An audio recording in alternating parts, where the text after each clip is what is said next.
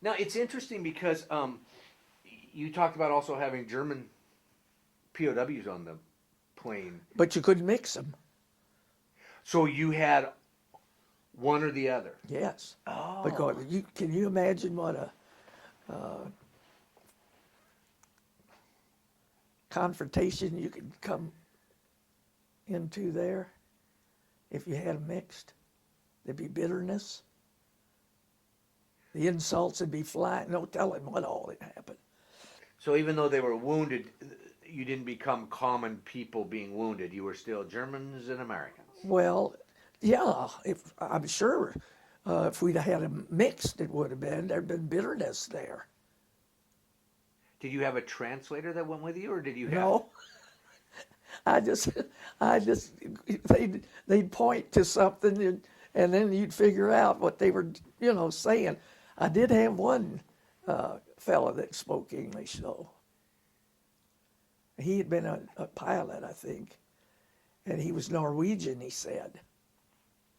And I said, "Are you married?" And he said, "Well," he said, "they picked out." He was very blonde, and they were partial to that. And he said, "Well, I had a wife picked out for me, and I married her." And he said, "Just lately, the American bombs killed her." So I said, "Well, I'm sorry to hear it," which I was, but he didn't think it was my fault. But Now tell me this story about you have a picture of a German POW. oh yes, it seemed like the whole load that time of prisoners were these young kids, and that was farther into the war because they were really setting up these kids, and they were running out of manpower over there. So that's why they got these young Nazi kids. And he was just peacefully lying there, And he said, he motioned me to come over there. And I thought, well, something's wrong. What does he want? And he reached in his pocket and he pulled out this picture. And I motioned for me, and he said yes. So I didn't know one German word, Dankeschön, which that's what I said. So I thought, you poor kid. It was just sad. Do you think he was afraid that he was going to die? Or? I don't think so. His coloring was good. He didn't look like he was, in great danger or grave danger. So it was kind of a thank you gesture. Yes, that's what it was. And then I had another one motion for me, not on that flight, on another one, and I leaned over to see what he wanted. And you have to lean over pretty far to get in those bunks. Anyway, litters, I should say. Anyway, I wanted to see what he said, and he pointed to his pocket. And I thought, well, he's got something in his pocket, maybe. So he motioned for me to take it out. So I went in there, and it was a razor blade. And I thought, good night alive, what is he doing with a razor blade? Evidently, didn't have a razor so he could shave with just a blade. But here he is I thought, what's he going to do to me? I didn't do anything to him. But anyway, he pointed to his insignia on his shirt. And he wanted me, it was all stitched tightly, that insignia. He wanted me to take that insignia off with that razor blade, which I did, and handed it to him. And he said, no, it was for me. So I've got it in there somewhere. Wow. I wonder if he wanted to also hide his rank besides giving you a gift. If he thought that, if I take that off, they'll never know if I was somebody or not. Oh, I don't think so. I mean, he had on his uniform. That's the only clothes he had. What was, because these are some pretty young kids. I mean, you get a variety. You get, I assume, some of the older gentlemen, but a lot of young kids. Oh, yes. What was the hardest part of doing your job? Well, let me think.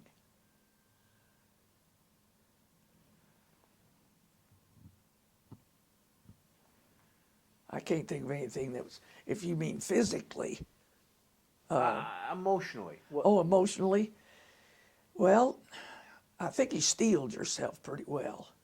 You know what I mean? You learn not to let your feelings show. That's indoctrination in nursing with patients. You can't get too involved, or you won't be able to do your job. In other words, there's always that, slight barrier there. protection. Well, if you got involved, you could never do your job.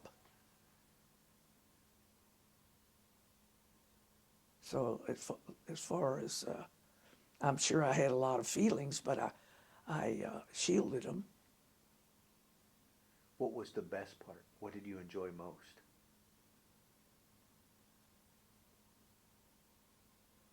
I guess having completed a job, say maybe on transatlantic, that you had actually brought patients home from the war, You felt that was almost a climax. I'm sure they had to go to hospitals from there, but that was a big stride. Would you ever see these patients again, or you saw them once? And Just once. You didn't know their names. You just didn't. They were on a tag on them, but you didn't know them. so you'd look at their tag and refer to them by name, and Yeah, then you go from there. but tomorrow would be. But another load of patients.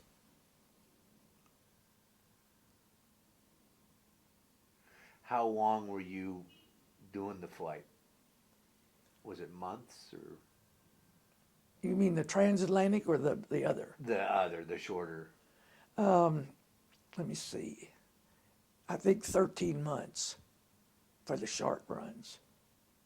And then they switched us to transatlantic when they thought we were winning the war. Then they were going to get these people out of there, Did it get better or worse as it went along in Europe, wound-wise?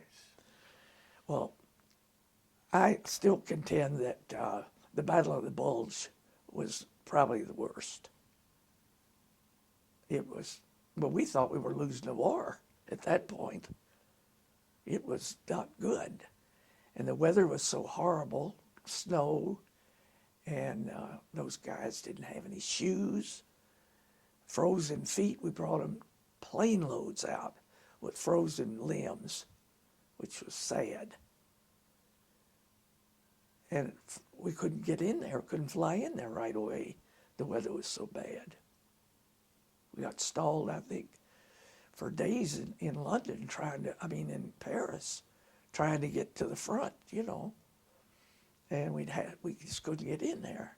Then there was a rumor, somebody said that we couldn't get to the Paris airport to get out of there because the Germans had it.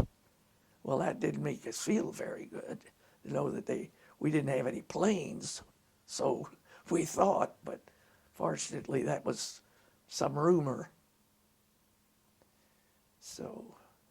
It's interesting because rumors could be rampant, I would assume. Oh yeah, I'm sure. That was the worst one. You never knew. I mean, you knew what was going on, but you might not know what was. That's it. That was somebody's poor judgment on that Battle of the Bulge. And again, I assume the soldiers come out of the Battle of the Bulge when you would put them on the plane. Did they converse much, or were they? No, they were kind of dazed, and then they had pain with those feet. Did the style of injuries change as the war went along? I don't know if style is the right. I know what you mean. I'm trying to think. I had never thought about that before.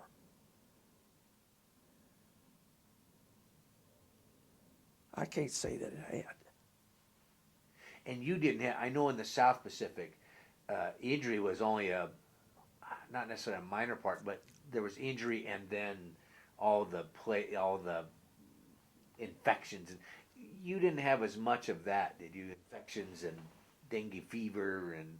Well, those fevers, no. Now that part we didn't. We got everything got infected. There was no way to keep bacteria out of that, the dirt and everything. I know every time we changed a wound, we poured sulfa powder in because we didn't have penicillin. Penicillin was just coming in, and it was used in the hospital. We didn't get it, but we did have the sulfa powder. And you would just. It came in packets, and you'd open a packet and just sprinkle it in the wound after you dressed it. That's the way you did it. And then morphine was something else. It came in little tubes about that big, and the needle was already attached, a sharp needle.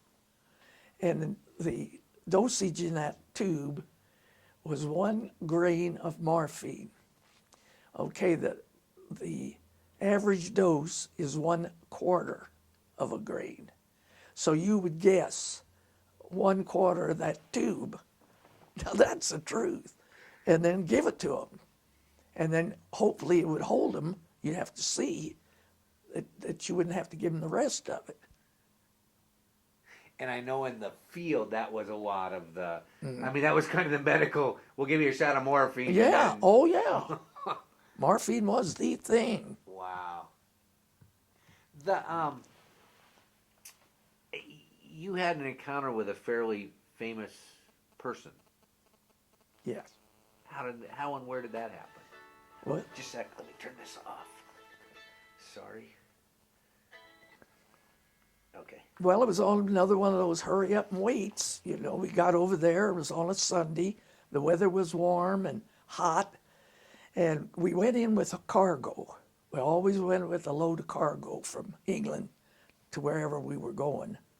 And then you'd have to wait for the cargo to get unloaded, you know, before you could take on patients or anything. Anyway, I guess we were waiting for the cargo for somebody to come out and pick it up, pick it out of that plane. So we just stretched out under the wing. You know, it was shady under there. The plane inside's hot. So I had my eyes closed, and I'm just waiting. And I heard, you're always hearing somebody coming around. And I heard this jingle jangle noise, and I thought, well, he's looking in the plane. Didn't open up my eyes. Anyway, whoever it was stopped right there. Wasn't a foot from where I was lying. And I thought, well, what's this? So I looked and I saw spurs, I saw boots, I saw ivory-handled pistols, and then I looked up and I see 3 stars on the helmet. And he's standing there looking at me, glaring at me like, who in the heck are you? Because I didn't have on any insignia. It was too hot, you know. Just had on a shirt and slacks. And I thought, well, I can't get up and salute at this point. So I thought, I'm just not going to move, which I didn't. So then he turned on his heel and he left with a major that's following him behind him. And one of the pilots said, oh my Lord, that was Patton. He's out here trying to see if we're bringing gasoline, because he was screaming for gas. And we'd go in with gas, those gas cans all the time. That was very safe, wasn't it? Plain load of gas. Wow. Anyway, that's what he was checking. It was Sunday afternoon, and he just thought he'd go for a stroll, and we were the only plane there. Which is fascinating, because this had to be Battle of the Bulge. Well, this was summer. Summer. Okay, so the summer before the battle. Okay. Because I know that was a big thing in the Battle of the Bulge was they were moving so fast to keep Yeah. the supplies Well, coming. that's and, right. And that's, in the end, why they were able to succeed, because they did get, and the Germans apparently couldn't get enough supplies in. That's true. So, what was he like? I mean, I know you didn't chat with him or anything, Not a word. but I mean, did you get is he one of those people that had a persona around him? Yeah, oh yes, like, do you know who I am situation. Oh, I can see his face to this day. Wow. Huh. So that was my meeting with him. Wow. And where was that? Where were you? It was somewhere in France. Somewhere in France. It's when we were he was making big strides of moving fast that summer, as fast as he could move, which meant he had to have gas, more gas. Because I picture him with his. Oh, yes. Well, camel, that's how I knew who he was, really. I'd never seen him before. Wow. But then on that helmet, I saw 3 stars. I thought, and I won't move. I'm not moving. Don't slap me. Oh, gee. What was the hardest part for you of being in the service? Well, we got homesick, for one thing. We missed our families.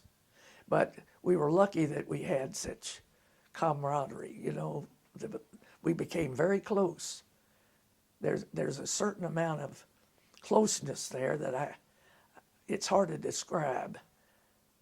It's different, and yet it's like a member of the family, your people you live with, because you've gone through so much with them, different things.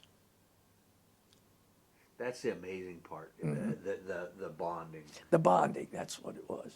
Because I assume that if you go somewhere and meet another flight nurse, that there's a lot you don't even have to say because you. Yeah, you've been there, done that.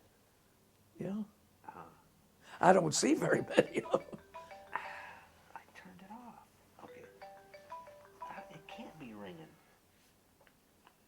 Oh, okay.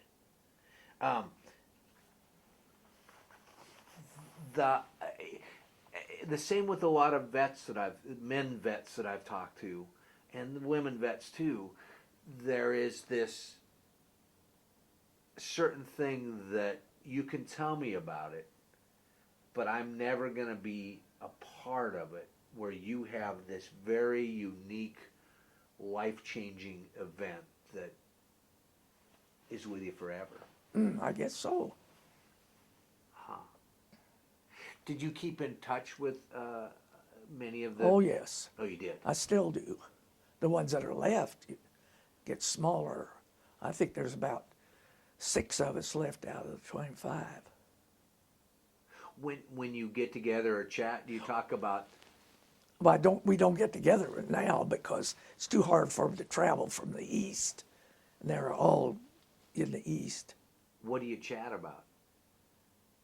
The war or others? Well, we might say, do you remember such and such?